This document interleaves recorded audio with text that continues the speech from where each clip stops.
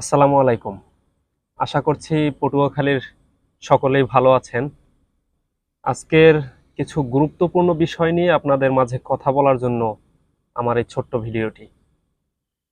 একটু মাথায় যদি বিবেচনা করেন যে গত বছরগুলোতে পটুয়াখালী শহরে সন্ত্রাসী কর্মকাণ্ড, অনৈতিক কার্যকলাপ এবং দুর্নীতিগ্রস্ত যেসব ব্যক্তিরা রয়েছিল, তারা এখন এই ৫ আগস্ট হাসিনা পলায়নের পর কোন অবস্থানে আছে।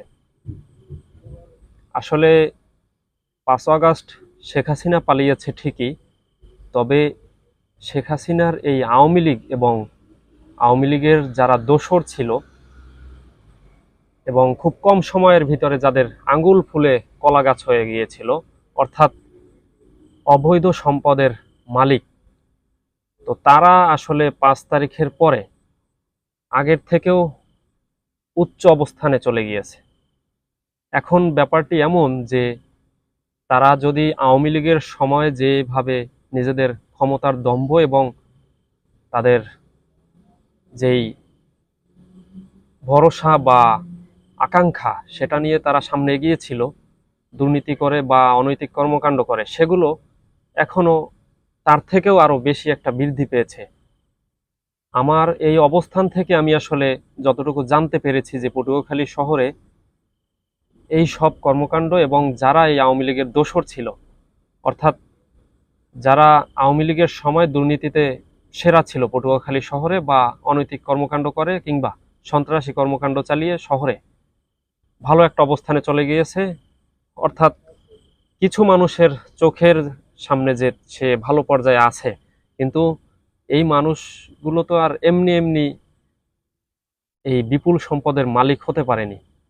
মূলত পটুয়াখালী শহরের প্রতিটি সাধারণ মানুষের টাকা, এই যে সম্পদ, এক একটা মানুষ এত কোটি টাকার মালিক, অত কোটি টাকার মালিক, বা এই জায়গায় বাড়ি ওই জায়গায় ফ্ল্যাট, এগুলো মূলত প্রত্যেকটা সাধারণ মানুষের করের টাকা, হয়তোবা তাদের নিজস্ব অর্থ, কোনো না কোনোভাবে সরকারি ফান্ড বা আপনার জেলার অথবা উপজেলার, আপনার ইউনিয়নের বিভিন্ন উন্নয়ন কার্যক্রমের ব্যয় ধরা যে বরাদ্দ থাকে, সেই বরাদ্দেরই টাকা। তো সেগুলো যদি আপনাদের কাজে ব্যবহৃত হতো, আপনাদের এলাকা এবং আপনার যেই এরিয়া সেটা যদি উন্নয়ন হইতো, অবশ্য সেই উন্নয়নের অংশীদার হিসাবে প্রত্যেকটা সাধারণ মানুষ তাতে সফল হতো। এটা যদি একটু বিবেচনা করেন মাথায়, তাহলেই বুঝতে পারবেন। তো সেই উন্নয়নের টাকা এ সকল দুর্বৃত্তরা যেভাবে নিজেদের পকেটে ঢুকিয়েছে, সেটা অত্যন্ত দুঃখজনক। পটুয়াখালীর প্রত্যেকটা সাধারণ মানুষ একটি বড় অংশের সিন্ডিকেটের সামনে তারা বোঝানো যায় যে এটা জিম্মি এমন একটা অবস্থানে। যদি একটু খেয়াল করেন, পটুয়াখালীর নিজেদেরকে দাবি করা যে পটুয়াখালীর সর্ববৃহৎ মিডিয়া খবর পটুয়াখালী, এটাকে আমরা নাম দিয়েছি সামাদ পটুয়াখালী। তো এই সামাদ পটুয়াখালীর কার্যক্রম দেখলে মনে হবে যে পটুয়াখালীর রাজনীতি, আওয়ামী লীগ হোক, বিএনপি হোক কিংবা জামাত হোক, সর্বদলীয় রাজনীতিতেই তারা আছে। অর্থাৎ তারা দালাল কিংবা চাটুকারিতার মধ্য দিয়েই পটুয়াখালীর রাজনীতি নিয়ন্ত্রণ করে। এই যে খবর পটুয়াখালীর সম্পাদক আব্দুস সালাম আরিফ, গত ২-৩ বছরের ব্যবধানে যে তার সম্পদের পাহাড়, এই সম্পদের উৎস কোথায়? পটুয়াখালীর মানুষের প্রশ্ন তোলা উচিত যে খবর পটুয়াখালীর এই সম্পাদক আব্দুস সালাম আরিফের যে সম্পদ, তার বাড়ি গাড়ি বিলাসবহুল জীবনযাপনের ব্যাপারটি, এটি নিয়ে আসলে তাদের প্রশ্ন তোলা উচিত যে আব্দুস সালাম আরিফ গত ২-৩ বছরের ব্যবধানে এত সম্পদ কোথায় পেয়েছে, তার কি কি ইনকাম আছে। একজন সাংবাদিক আসলে বছরে, এক বছরে কত সম্পদের মালিক হতে পারে? তো সেখানে ২-৩ বছরের ব্যবধানে আব্দুস সালাম আরিফ এত সম্পদ কোথায় পেল?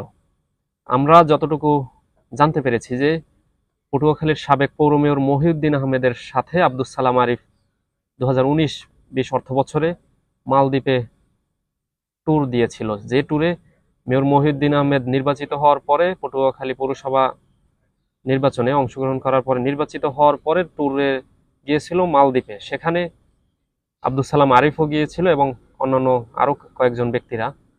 তো সেখানে মেয়র মহিউদ্দিন আহমেদ যে হোটেলে উঠেছিল সেই হোটেলে একটি নারী কেলেঙ্কারির বিষয় রয়েছিল, যেটি আব্দুল সালাম আরিফ গোপনে ধারণ করেছিল। আর সেই ভিডিওর মাধ্যমেই ব্ল্যাকমেল করে মেয়র মহিউদ্দিন আহমেদকে চাপ প্রয়োগ করে বিভিন্ন সময়ে কৌশলে পটুয়াখালীর উন্নয়ন লুটপাট করে খেয়েছে আব্দুল সালাম আরিফ। এই কথাটি ওপেন সিক্রেট, শুধুমাত্র মেয়র মহিউদ্দিন আহমেদের সহযোগী কিংবা ঘনিষ্ঠ যারা, এরা জানে যে আসলে ব্যাপারটি কি।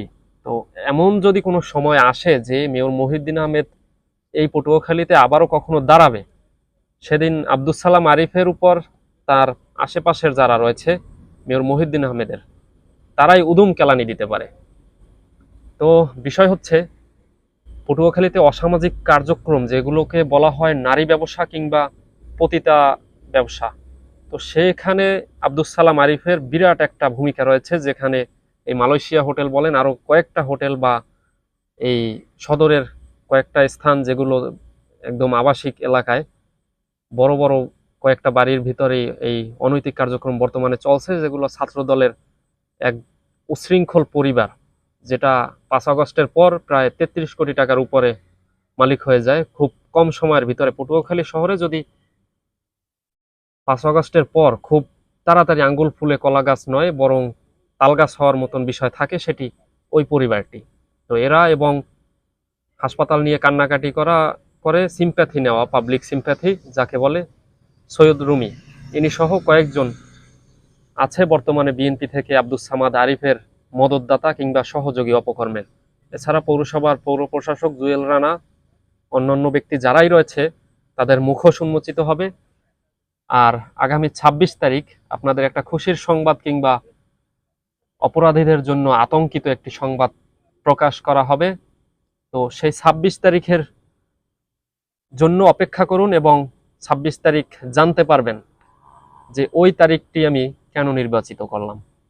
যাই হোক, পটুয়াখালীর সকল মানুষ, সর্বস্তরের মানুষ অপরাধ কার্যক্রম থেকে মুক্তি পাক, এই মাফিয়া সিন্ডিকেটের হাত থেকে মুক্তি পাক এবং তাদের নিজেদের অধিকার আদায়ে সর্বসময়ে আমরা তাদের পাশে আছি এবং থাকবো ইনশাল্লাহ। সকলে ভালো থাকুন। আল্লাহ হাফেজ।